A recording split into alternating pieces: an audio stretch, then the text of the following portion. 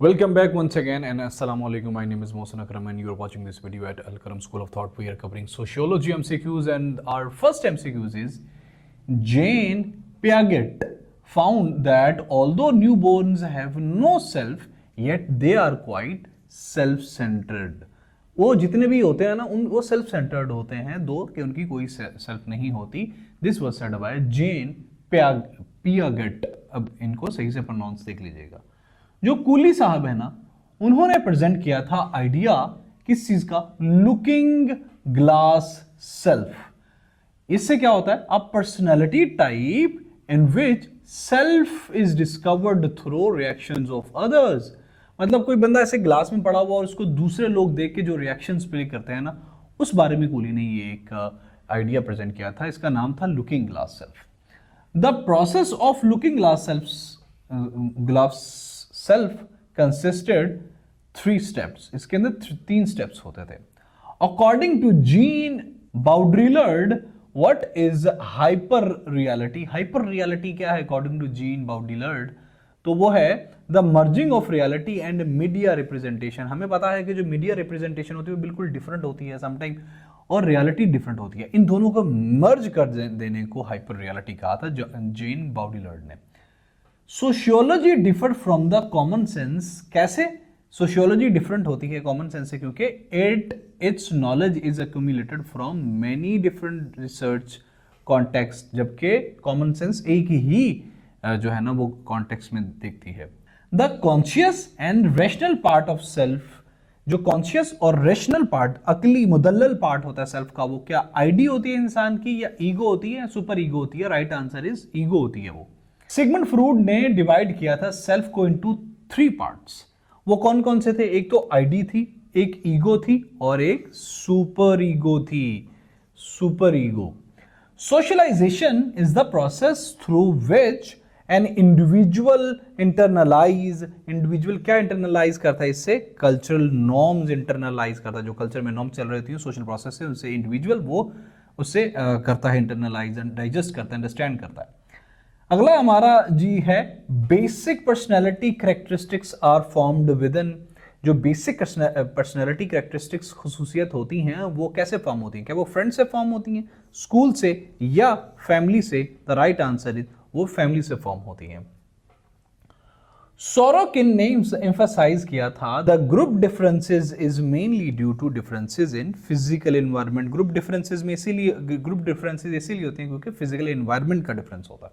Wallflowers are the people who come to believe early in their lives that wallflowers वो लोग होते हैं जो कि अपनी बुनियादी उम्र में, अपनी अर्ली एज के अंदर ही इस बात पे यकीन कर लेते हैं that they cannot make conversation, कि वो बातचीत नहीं कर पाएंगे.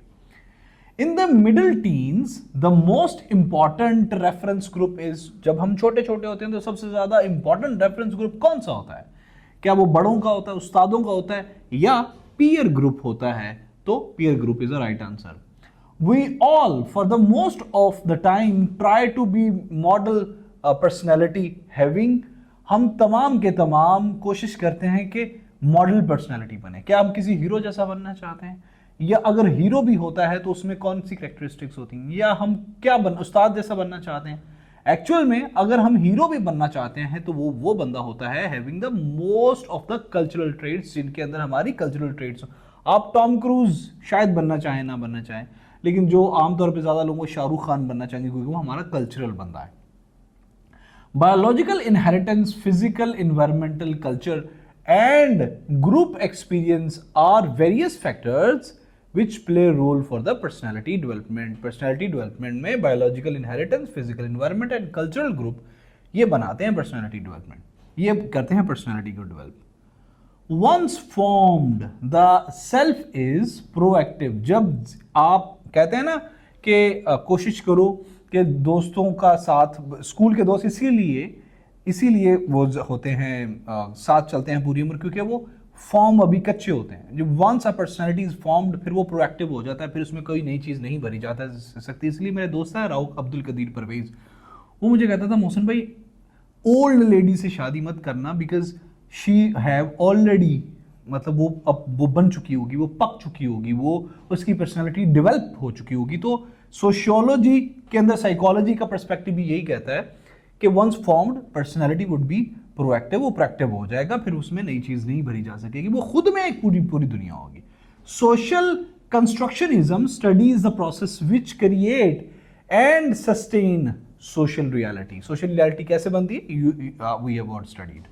The third age of life course, वो कौन सा third age of life course है जिसके अंदर active non work and independence after retirement होती है, वो थर्ड एज ऑफ लाइफ होती है। पहला कौन सा होता है, जब टोडलर होता है, छोटा होता है, फिर रिस्पॉन्सिबल होता है, फिर एक्टिव नॉन वर्क होता है, वो इंडिपेंडेंट होता है, रिटायर हो चुका है रिस्पॉन्सिबिलिटी से।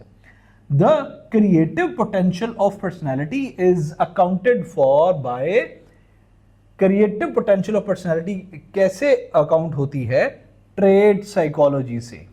अब यहां पे इंटरनेट की इंपॉर्टेंस देखिएगा। The internet rearrange our experiences of space time बहुत तेजी से, by making it possible to communicate instantly with the people far away.